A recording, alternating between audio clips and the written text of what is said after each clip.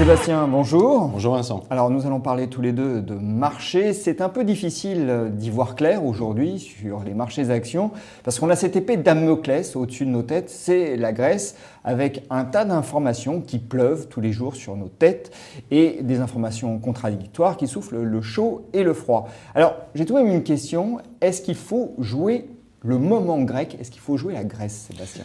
Non, il ne faut pas le jouer. Et d'ailleurs, vous parlez d'informations, j'irais presque à dire qu'on parle plutôt de rumeurs. Et vous le savez, les rumeurs, ce n'est pas la meilleure des sources d'informations, en tout cas, qui vous permettent de prendre des décisions pour jouer tel ou tel scénario. Aujourd'hui, regardez ce que vous disent les marchés. Ils se sont calés, si on prend le CAC 40, mais c'est valable pour l'Eurostoxx ou les autres indices, ils se sont calés en plein milieu du gué, en fait. On a touché 5003, on est redescendu vers 4870, ils se calent autour de 5000. Ils ne savent pas, ces marchés.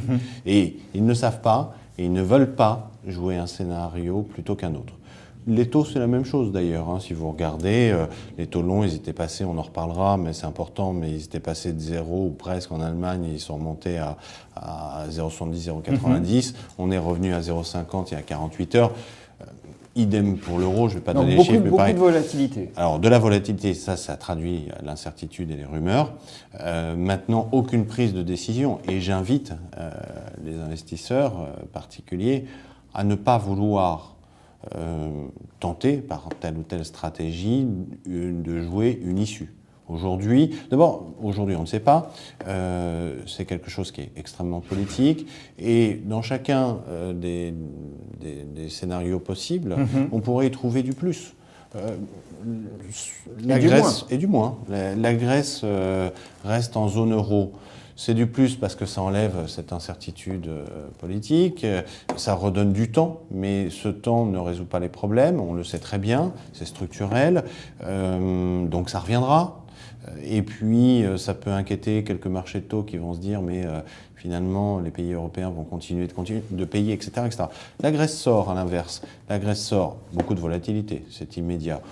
Certains vont s'inquiéter d'une contamination, en tout cas d'une attaque possible contre les dettes espagnoles, mais la BCE est là, mais ça reviendra dans les esprits naturellement, donc ça mettra de l'attention sur les pays d'Europe du Sud en bourse et sur leurs dettes. Et en même temps, on résout le problème. En même temps, on résout le problème, c'est-à-dire qu'on met fin à ce trou sans fond, si vous voulez. Et on peut même aller plus loin en se disant, dans quelques mois, certains candidats potentiels à la sortie de la zone euro regarderont ce qu'a fait la Grèce et s'apercevront que la dévaluation extrême, le retour de l'inflation, etc., c'est pas la bonne solution, ça calmera tout le monde, si vous voulez. Donc, vous voyez, les marchés ne savent pas trop comment se positionner. Donc moi, je vais être très clair, je ne me mets en position d'attente là, pour les jours qui viennent avec ça, et je ne joue pas du tout ce thème de la Grèce, ce momentum. Ça signifie, quand vous dites « je me mets en position d'attente », que vous ne sortez pas complètement du marché. Vous gardez une part de liquidité, c'est plutôt ça. Oui, c'est ça. Pour faire face à la volatilité. Ni pleinement investi, ni sous-investi. Je n'ai pas le droit de ne pas être investi dans le cadre de mes gestions, mais si j'étais un particulier, je ne suis pas non plus pas investi, parce qu'il y a quand même, on le sait cette année particulièrement, beaucoup de facteurs favorables pour les actions en Europe, et on sait aussi que la problématique grecque est quand même bien cloisonnée, la BCE est là, donc le risque de contagion immédiat, fort, réel est très faible, voire nul.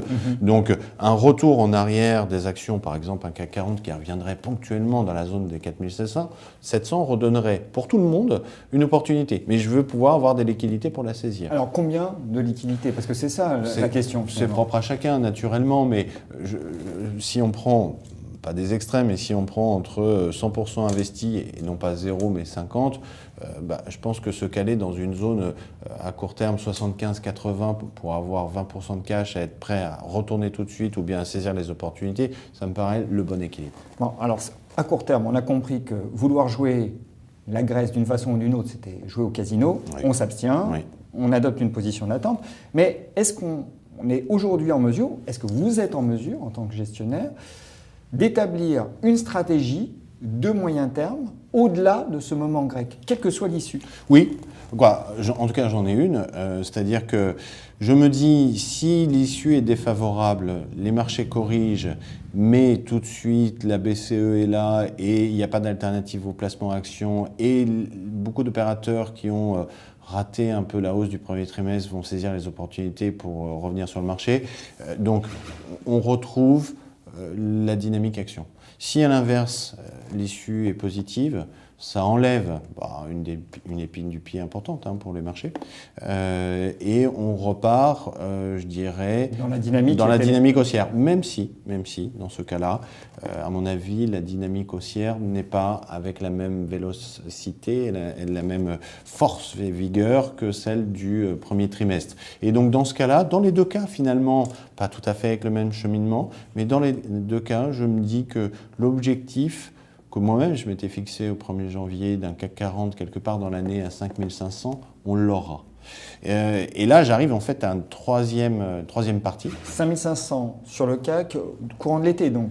Fin de l'été. Fin de l'été. Fin de l'été, c'est un scénario qui me plaît bien, que j'arrive à justifier pour des raisons de taux, des raisons de valorisation, des raisons de retour de croissance, on le voit en Europe, des raisons d'appétit et de flux, etc. Mais est-ce qu'à 5500, l'année n'est pas faite? Elle est finie. Elle est finie. C'est-à-dire que projetez-vous à la sortie de l'été à 5500 sur le CAC, vous avez un CAC qui aura gagné 30%, vous aurez des valorisations qui seront très tendues au regard des perspectives de croissance européenne. Vous aurez à ce moment-là un momentum qui redevient défavorable. Aux États-Unis, avec sûrement la remontée des taux. La remontée des taux, tous les questionnements, tous les fantasmes et peurs qui peuvent arriver à ce moment-là, donc de la volatilité naturellement.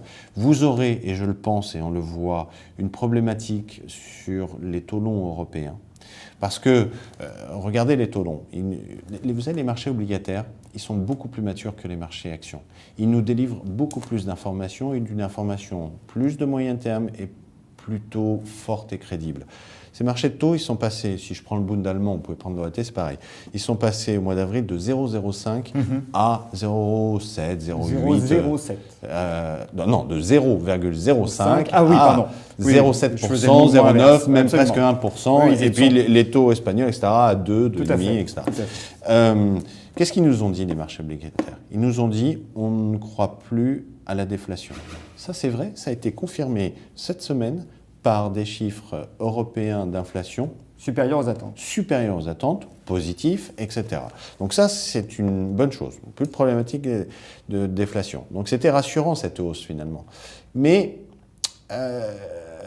la croissance européenne revenant, l'inflation revenant, vous allez avoir des taux qui vont se remettre à progresser encore. Et on peut imaginer un 1% sur le Bund à 10 ans, un 1,5% sur l'OAT à 10 ans. Et là, ça va commencer à faire réfléchir, mettre un peu de tension sur les marchés actions dans cet arbitrage taux-action sur les rendements notamment. Et notamment parce qu'on va se dire, mais alors la BCE finalement, ce qu'elle a fait, c'est bon, donc elle n'en remettra pas une deuxième couche. Donc septembre 2016, ça sera vraiment la limite du programme BCE. Et pire que ça, on pourra même avoir quelques voix qui arriveront en disant, mais on ne peut pas réduire le programme d'achat. Et vous verrez que ces voix viendront d'Allemagne, qui étaient déjà opposées, en disant, mais écoutez, ça marche. Tant mieux, on ne pensait pas que ça allait marcher, mais ça marche. Mais ça marche même plus vite qu'on l'imaginait. Donc fermons un peu le robinet quand même, parce que vous savez que les Allemands, ça leur plaît pas trop cette histoire quand même. Vous allez avoir tout ça qui va arriver en même temps, et je pourrais même rajouter une saisonnalité un peu septembre-octobre qui historiquement n'est pas forcément la meilleure en bourse.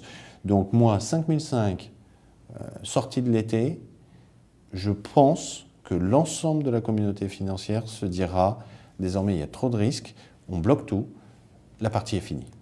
Et on en reparlera à ce moment-là, mais si c'est le cas... On verrouille les gains et on sort. Exactement. Donc, 3 grandes séquences. Court terme, attentisme, prudence. On garde des liquidités pour investir et profiter de la volatilité. Si ça se passe bien, eh bien on a toutes les chances, selon vous, de voir le CAC 40 rallier les 5500 points fin de l'été. Si ça se passe un peu mal, en fait, de la volatilité, mais les banques centrales étant là, le scénario reste le même, le chemin sera plus accidenté. Mais on devrait arriver aux 5500 points fin d'été. Et là, si on y va réellement, attention, il faut sortir. Oui. Sébastien, merci. Merci.